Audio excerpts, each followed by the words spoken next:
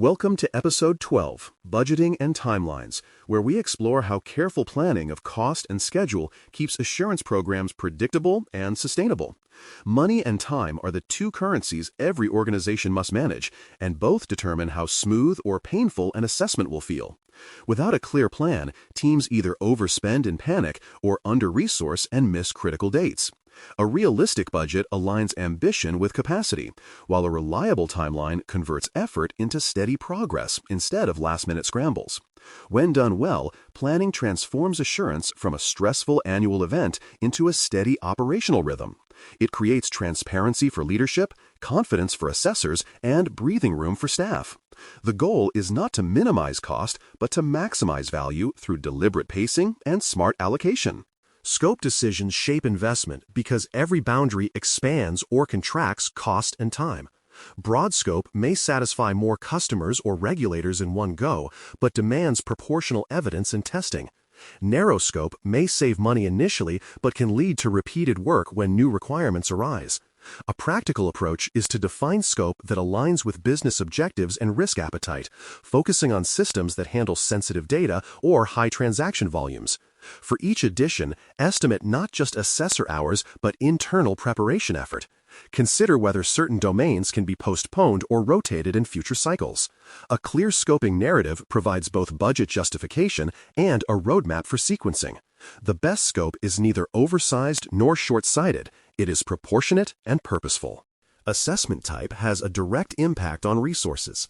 The essential E1 level is designed for speed and basic assurance, often completed in weeks with minimal sampling. The implemented I1 level adds depth and breadth, requiring more evidence collection and validation effort. The risk-based R2 level is the most intensive, involving detailed testing, scoring, and external QA. Each step up demands more time from assessors and internal subject matter experts. The cost difference is not just in assessor fees, but in the organization's effort to gather, sanitize, and maintain proof. Understanding this scaling helps leaders plan progression logically instead of treating levels as interchangeable. Align assessment type to the organization's maturity, available bandwidth, and customer expectations to avoid fatigue and rework. Internal roles and staffing plans decide how smoothly a timeline runs. Assigning clear ownership early keeps evidence collection and responses on schedule. Common roles include a project manager, a control owner for each domain, a documentation specialist, and a technical lead who understands system configurations. Each should know their deliverables and deadlines. Avoid relying on a single expert who becomes a bottleneck or a point of failure. Plan cross-coverage for vacations and turnover, especially in long engagements. A small but organized team often outperforms a large group without coordination. Budgeting for staff time is as important as budgeting for external costs. Assurance depends more on attention than on headcount. Treat internal labor as a planned investment rather than an invisible expense. Tools, subscriptions, and services form the third layer of cost and efficiency. Platforms like MyCSF, evidence repositories, ticketing systems, and automation tools reduce manual effort but require setup and maintenance funds. Budget for licenses, integrations, and training, not just purchase price. If consultants or managed service providers assist with documentation or remediation, include their fees and lead times. Some teams overlook storage and retention costs for large evidence libraries, which can accumulate over years. Investing in proper tooling often saves more in reduced rework than it costs up front. Evaluate tools for scalability so they remain useful beyond the current cycle. When technology supports workflow instead of complicating it, both schedule and quality benefit. Milestones, gates, and dependencies are the structure that keeps a complex timeline on track. Milestones mark key deliverables such as scoping approval, evidence collection completion, or internal QA. Gates ensure quality before progress continues, no testing without approved scope, no submission without verified artifacts. Dependencies show which tasks rely on others. For example, you cannot finalize sampling until populations are defined. Mapping these relationships early exposes bottlenecks before they cause delay. A visual schedule with dependencies helps communicate status to leadership and assessors clearly. Treat milestones as non-negotiable check-ins rather than optional markers. Predictable cadence reduces stress, builds confidence, and allows early correction when drift appears. Critical path and schedule risks should be analyzed openly. The critical path is the chain of tasks that determines the minimum completion time. If any slip, the overall project slips.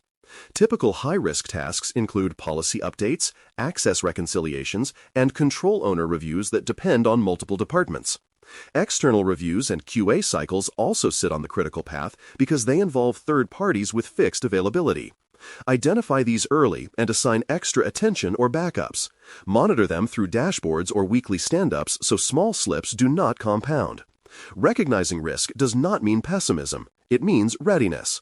Knowing which milestones truly control the finish date lets managers allocate energy where it counts most. Buffers, contingencies, and holidays are the small details that keep a timeline humane and realistic. Build buffer days between major milestones to absorb inevitable surprises, like tool outages or document revisions. Add contingencies for turnover or delayed approvals, especially when leadership signatures are required. Consider public holidays, fiscal closes, and busy seasons that pull staff away. A schedule that looks perfect in a spreadsheet can collapse when real life intervenes. Adding 10 to 15% time as planned buffer is not waste. It is protection from momentum and morale. The difference between an achievable plan and a wish list is often just these cushions. Treat them as part of project design, not luxury. Parallelizing tasks compresses schedules without cutting corners. Many controls can be tested, documented, or reviewed in parallel if dependencies are well understood. For example, identity, logging, and endpoint controls can progress simultaneously while risk assessments and policy updates run in parallel tracks. Assign dedicated leads for each stream and synchronize weekly to resolve overlaps. Parallel work requires strong version control and communication, so one team's update does not invalidate another's evidence. This approach converts waiting time into productive time, accelerating progress while maintaining quality. The trick is balance. Parallelize where independence exists, sequence where dependencies remain. This coordination is the hallmark of mature assurance project management. Executive checkpoints and communications keep leadership engaged and informed. Schedule periodic briefings tied to milestones rather than ad hoc updates. Summarize progress, risks, and budget status in concise language that ties back to business objectives.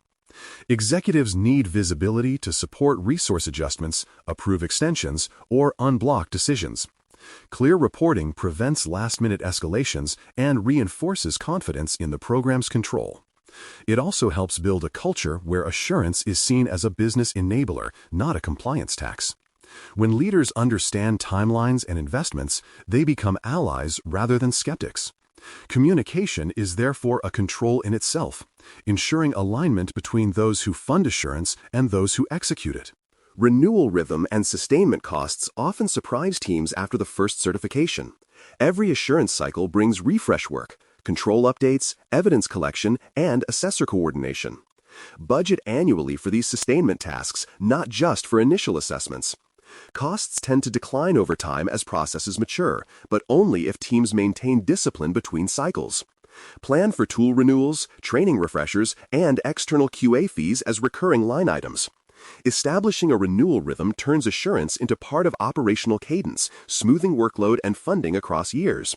It also prevents the last-minute panic that occurs when certification renewal dates appear without budget coverage.